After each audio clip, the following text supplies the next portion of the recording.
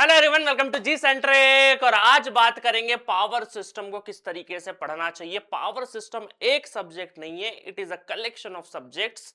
तो इसके बारे में सही डायरेक्शन से जिस पर्टिकुलर एग्जाम की तैयारी कर रहे हैं उस तरीके से पढ़ना बहुत जरूरी है। क्योंकि कोल इंडिया की बात करेंगे तो कोल इंडिया में जो सिलेबस फॉलो हो रहा है या जिस तरीके के कॉन्सेप्चुअल क्वेश्चन आपसे पूछे जाएंगे वो लगभग लगभग गेट के सिलेबस को कवर करते हैं और वो 1 मार्क्स की उम्मीद करते हैं।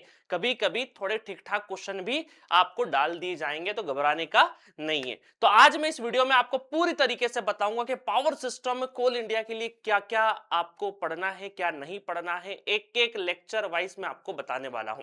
चलिए शुरुआत करते हैं। जब आप कोर्स में जाएंगे, ये रहा हमारा 3 मंथ का कोर्स, डाउनलोड जी सेंटर के ऐप पर जाओगे तो आपको पहला ही कोर्स कोल इंडिया का मिलेगा। अगर और भी कोई क्वेरी हो तो 6232557474 पर या आप एप्लीकेशन के चैट बॉक्स पे भी मैसेज ड्रॉप कर सकते हो। कूपन कोड कोल इंडिया 20 लगाना है, आपका 1999 प्राइस दिखेगा। कूपन कोड लगाते से ही 1652 हो जाएगा। 3 मंथ के लिए वैलिड होगा जहां से आप परचेस करेंगे। और डेडिकेटेड इस कोर्स के बारे में ऑलरेडी मैं इंफॉर्मेशन वीडियो बता चुका हूं। चलिए स्टार्ट करते हैं वन बाय वन। आप जब पावर सिस्टम में जाओगे कोल इंडिया के तो आपको 3 तरीके के कोर्सेज दिखने को मिलेंगे। पहले में मैंने डाला है फुल कोर्स, पूरा का पूरा, जिस तरीके से एक एक छोटी से छोटी डिटेल वाला कोर्स मिलेगा। दूसरा कोर्स मिलेगा आपको रैंक बूस्टर। दूसरा कोर्स मिलेगा कौन सा? Rank booster. 3 फोल्डर मिलेंगे। पहला आपका फुल, आपका पावर सिस्टम पूरा एक एक चीज कवर है जिसमें। दूसरे में रैंक बूस्टर। इस रैंक बूस्टर में मैंने क्या किया है, सिंपल जो इंपॉर्टेंट थ्योरी है हर टॉपिक से यूनिट वाइज बिल्कुल इसी सीक्वेंस में चलेगा जैसे फुल कोर्स का सीक्वेंस है। उसी सीक्वेंस में आपको इस कोर्स के अंदर बहुत बढ़िया तरीके से थ्योरी, बहुत जो काम की थ्योरी है उसका समराइज वर्जन प्लस उसके ऊपर अच्छे खासे न्यूमेरिकल।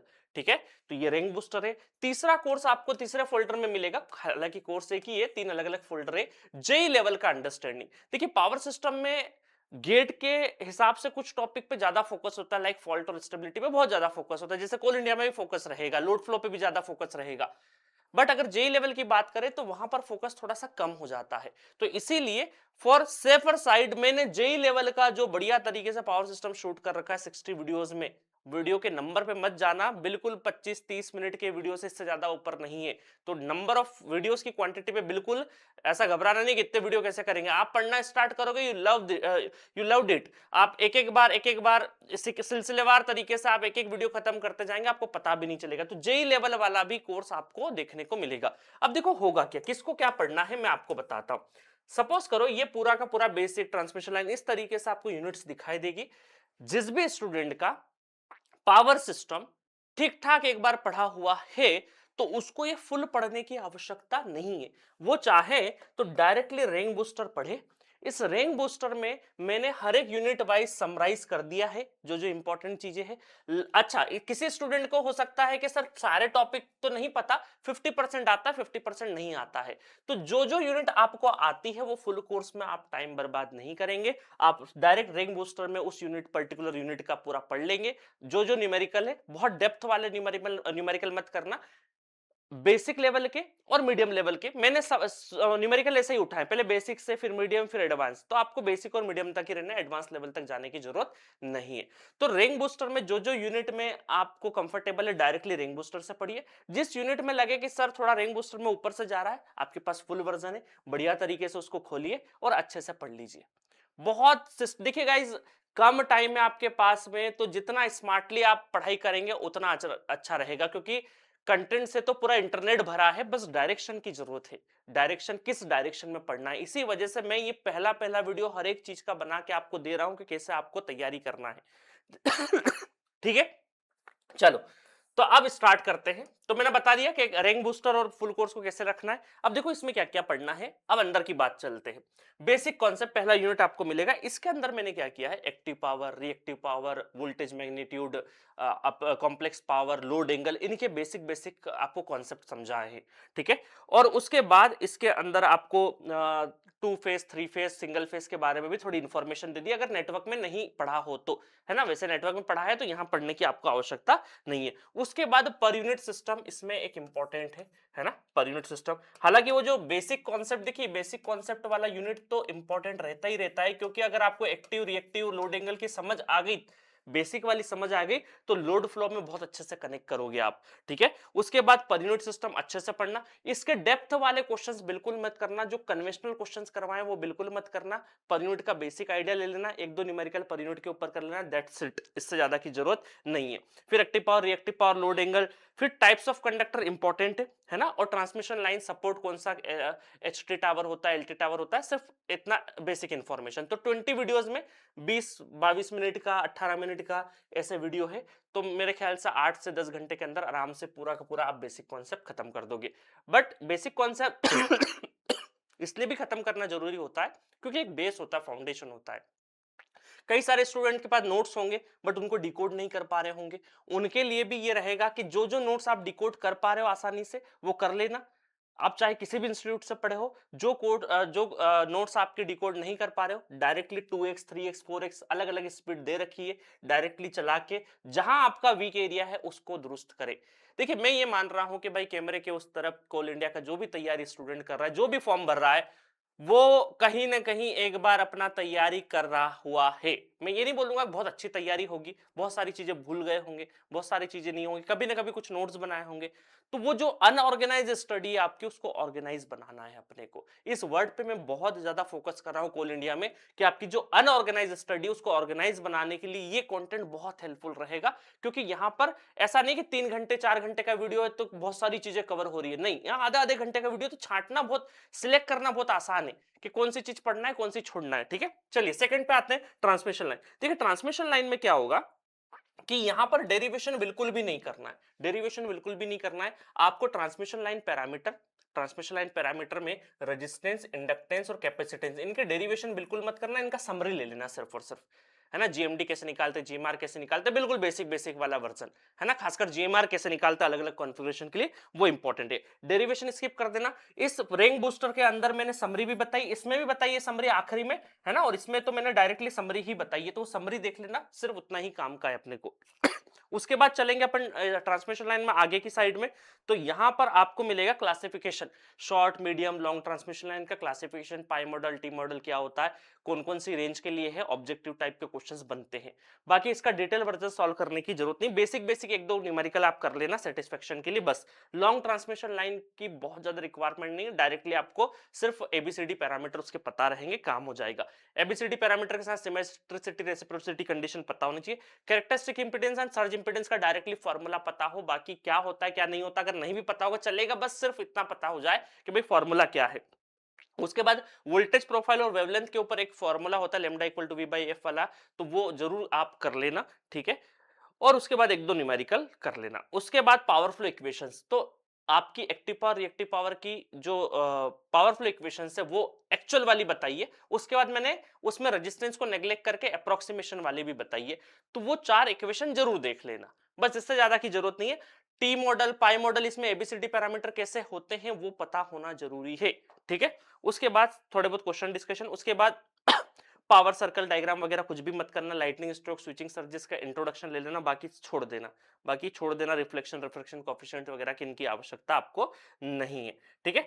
सिंपल, देखिए मेरा ये कंसर्न है कोल इंडिया के लिए कि जो इंपॉर्टेंट है उसको अच्छे से पढ़ना, जो इंपॉर्टेंट नहीं उसका ओवरव्यू ले लो, है ना, बस इतना सा। तो बेसिकली ट्रांसमिशन लाइन में डेरिवेशन सारे स्किप कर देना, सिंपल जो जो चीजें हैं वो डायरेक्टली क्या कंक्लूजन है उसका वो इंपॉर्टेंट है बस। चलिए unit number 3, voltage control and power factor improvement, ये बहुत इंपॉर्टेंट यूनिट है। देखिए कहने को यहाँ थ्योरी जो है वो न्यूमेरिकल एक दो न्यूमेरिकल कर लोगे तो थ्योरी आसानी से समझ में आने लगेगी इसकी, कि भाई शंट कैपेसिटर का रोल क्या है, सीरीज कैपेसिटर का रोल क्या है, तो आपको सिर्फ पता होना चाहिए। थ्योरी बहुत नाम मात्र की थ्योरी, इसमें जो कुछ न्यूमेरिकल है 4-5 न्यूमेरिकल कर लोगे तो आपको थ्योरी समझ में आ जाएगी कि शंट कैपेसिटर वर्क कैसे करता है ना, और आ सकता है क्वेश्चन यहां से, तो इंपॉर्टेंट है। उसके बाद very very important fault analysis. Fault analysis में जैसे ही आप उतरोगे तो आपको फॉल्ट एनालिसिस मैंने वैसे 4 तरीके से पढ़ाया, पर यूनिट सिस्टम जो कि हम बेसिक्स में कवर कर चुके हैं, दूसरा आएगा symmetrical fault analysis, 3 phase fault भी जिसको बोलते हैं, उसके बाद सिमेट्रिकल कंपोनेंट और अनसिमेट्रिकल फॉल्ट। तो जैसे फॉल्ट के फोल्डर में जाओगे आप तो 3 फोल्डर आपको मिलेंगे, symmetrical fault, symmetrical component, unsymmetrical fault, तीनों के तीनों इंपॉर्टेंट है। डेरिवेशन सबके स्किप कर देना, सिंपल आपको कंक्लूजन पता होना चाहिए और खासकर सिमेट्रिकल कंपोनेंट के, सिमेट्रिकल कंपोनेंट में कि हम नेगेटिव पॉजिटिव जीरो सीक्वेंस को किस तरीके से लिखते हैं वो इंपॉर्टेंट है। उसमें क्या क्या अजम्पशंस लिए हम लोगों ने, वन एंगल 120 डिग्री को क्या बोला है हमने, वन एंगल 240 डिग्री को हमने क्या बोला है। तो ये फॉल्ट एनालिसिस वाला पार्ट आपको अच्छे से करना है क्योंकि यहां से क्वेश्चंस आएंगे ही आएंगे। ठीक है, उसके बाद बात करते हैं अपन स्टेबिलिटी की। स्टेबिलिटी में जैसे ही जाओगे तो आपको स्टेबिलिटी में मैंने 3 तरीके से पढ़ाया। डायनामिक्स बताया, शुरुआत के जितने बेसिक बेसिक होते हैं इंपॉर्टेंट है।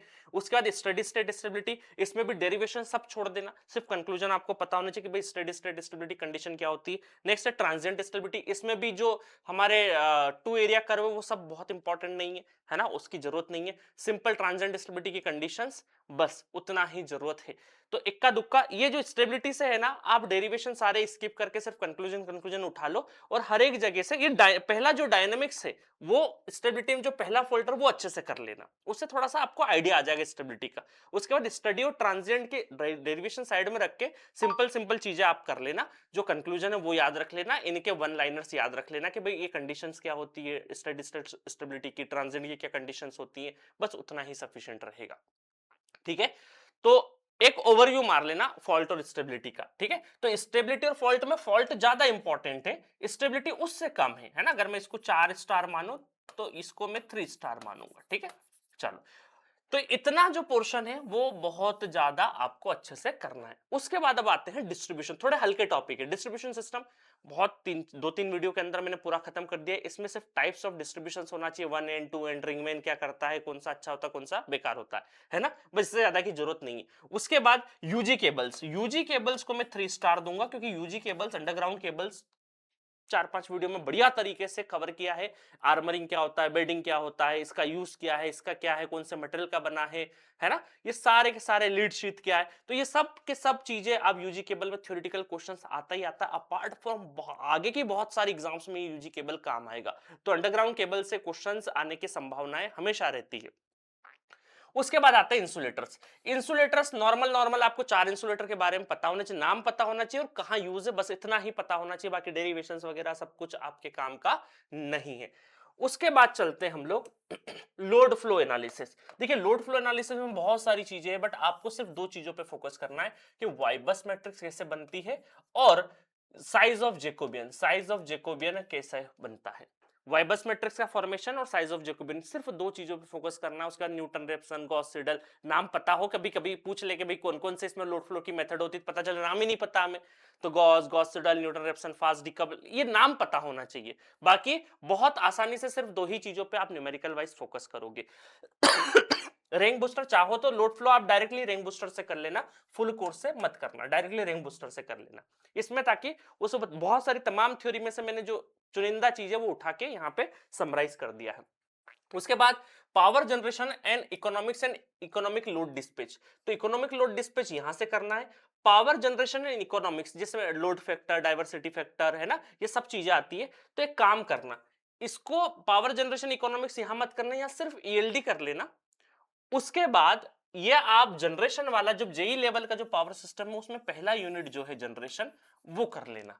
उसमें आपको क्या है, उसमें आपको सारे पावर प्लांट के बारे में मैंने बता रखा है, उसके बाद टैरिफ के बारे में बता रखा है, उसके बाद यहाँ demand factor, load factor, diversity factor, सारे फैक्टर्स के बारे में यहाँ पे बता रखा है। ठीक है, तो ये वाली यूनिट यहां से कवर कर लेना। क्लियर है, ये वाली यूनिट आपको यहां से करना है ताकि थोड़ा सा और एक्स्ट्रा मिल जाएगा, और थोड़ा सा एक्स्ट्रा मिल जाएगा जो काम का है अपने, है ना। क्योंकि देखिए जो गेट का सिलेबस होता है उसमें आपके ट्रांसमिशन पे ज्यादा फोकस होता है ना, ट्रांसमिशन डिस्ट्रीब्यूशन। यहां पर जो जनरेशन है, जनरेशन से बहुत ज्यादा क्वेश्चंस नहीं आते, बट दूसरे जो एग्जाम्स होते छोटे एग्जाम्स, वहां पर जनरेशन से बहुत क्वेश्चंस होता है। अब कोल इंडिया क्या है, ना छोटा एग्जाम है ना बड़ा एग्जाम, मतलब हम ये नहीं बोल सकते वो गेट लेवल का है, इतना भी नहीं पूछा जाएगा, और ना ही हम इसको बोल सकते जेई लेवल का नहीं, ये मीडियम में रहेगा। तो हो सकता है एग्जाम में कुछ कुछ क्वेश्चन बहुत आसान हो जो जेई बेस्ड हो, तो इसीलिए मैंने यहां पर ये फोल्डर भी आपको पूरा का पूरा प्रोवाइड करवा रखा है। आपको यहां वापस से सब थ्योरी नहीं पढ़ना, सिर्फ इसकी देखो अलग से मैंने यहां स्किप करा दिया, यहां पढ़ा दिया। मैं सिर्फ ये बोल रहा हूं कि बाकी के जो टॉपिक्स होंगे उसका डायरेक्टली आप पीडीएफ उठाओगे, न्यूमेरिकल कराओगे, लगाओगे, सिर्फ न्यूमेरिकल लगाओगे ताकि जस्ट प्रैक्टिस हो जाएगी आपकी। ठीक है, चलो, तो इस तरीके से। और उसके बाद आपका लोड फ्रीक्वेंसी कंट्रोलर, ये लोड फ्रीक्वेंसी कंट्रोलर में क्या होता है, ये हमारा ड्रूप कैरेक्टरिस्टिक्स, कैसे काम करते हैं, दो जनरेटर को पैरेलल में कैसे लगाते हैं। तो ये टॉपिक सिमिलर टॉपिक है जो सिंक्रोनस मशीन में दो अल्टरनेटर को पैरेलल करते हैं ड्रूप, तो दो जगह पढ़ा दिया है, तो वहां पढ़ लिया, तो यहाँ जरूरत आपको नहीं है। बट हाँ इंपॉर्टेंट है, 2 से 3 यूनिट है, बढ़िया से मतलब 2 से 3 लेक्चर है इसके अंदर, बहुत बढ़िया तरीके से आप पढ़ लीजिएगा। उसके बाद आता है प्रोटेक्शन। अब देखो प्रोटेक्शन अपने आप में एक पीएचडी टॉपिक है। प्रोटेक्शन में आपको सिंपल ये करना है कि भाई जितनी रिले होती है उनके नाम पता हो, जितने सर्किट ब्रेकर है उनके नाम पता हो, और उनके एप्लीकेशन के कौन सा चीज कहाँ के लिए यूज होता है, कौन जैसे सर्किट ब्रेकर में हम लोग वोल्टेज लेवल के हिसाब से यूज करते हैं वो पता रहे। उसके बाद रिलेस का कौन से वर्किंग प्रिंसिपल है उसका, और कहाँ उसकी यूटिलिटी, बस उतना ही आपको जरूरत है, उतना ही जरूरत है। एक आध न्यूमेरिकल करना है तो पीएसएम का कर लिया आपने, फॉल्ट करंट कैसे निकालते हैं with the help of PSM, उस तरीके से आप सीटीवी वगैरह के ऊपर कर सकते हो। इससे ज्यादा कि आपको रिक्वायरमेंट नहीं है प्रोटेक्शन में। दूसरा बकोल्स रिले, प्रोटेक्शन ऑफ अल्टरनेटर के लिए क्या क्या यूज होता है, तो जितनी रिलेज होते हैं उनकी सिर्फ एप्लीकेशन पता हो, इससे ज्यादा कि आपको बिल्कुल रिक्वायरमेंट नहीं है। ठीक है, तो इस तरीके से आप पावर सिस्टम को कवर कर सकते हैं। तो मेरी तो राय ये रहेगी एट द एंड कि आप सबसे पहले अपना रिंग बूस्टर उठाइए फास्ट ट्रैक 47 वीडियोस है बढ़िया तरीके से, हर एक यूनिट वाइज, इसका यूनिट और इसका यूनिट, पहले इसका यूनिट कर लीजिए, कंफर्टेबली सब कुछ समझ में आ रहा है तो उस पर सिर्फ निगाह दौड़ा लेना, बाकी करने की जरूरत नहीं है। जहां इसमें अटको आपके पास उसी और उसी पैटर्न में, जिस तरीके से हमने फुल कोर्स पढ़ाया उसी यूनिट में आपका पूरा रिंग बूस्टर उस तरीके से अरेंज्ड है यूनिट वाइज बढ़िया तरीके से। ठीक है, तो आपको इसको ज्यादा प्रायोरिटी से पढ़ना है, क्योंकि मैं ये मान के चल रहा हूं कि भाई पावर सिस्टम एटलीस्ट 50% तो सबने पढ़ रखा होगा, तो आप यहां से चालू करिए जहां जहां स्टक हो फुल कोर्स में जाइए, आपके पास स्पीड की फ्लेक्सिबिलिटी है, बढ़िया तरीके से पढ़ लीजिए।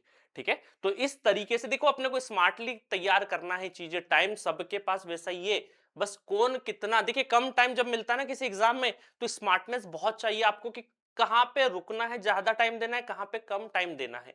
मैंने आपको यूनिट वाइज भी बता दिया कहां कहां क्या क्या चीजें पढ़नी है, अपने को एक्स्ट्रा चीजें कहीं नहीं पढ़नी है। ठीक है, तो जाइए बढ़िया तरीके से एंजॉय करिए। ये पूरा का पूरा कोर्स आपका 1999 में अवेलेबल है, जिसमें सारे सब्जेक्ट अवेलेबल है। 1652 का आपको प्राइस पड़ेगा। कोल इंडिया 20 कूपन कोड लगा लेना, लिमिटेड टाइम के लिए है, 3 मंथ का वैलिडिटी मिलेगा। अगर एग्जाम डिले हुआ तो हम एक्सटेंड करके देंगे। और कोई भी क्वेरी तो 6232557474 पर आप पूछ सकते हैं। ठीक है, चलिए मिलेंगे नेक्स्ट वीडियो में नेक्स्ट सब्जेक्ट की स्ट्रेटेजी के साथ। Okay, thank you so much.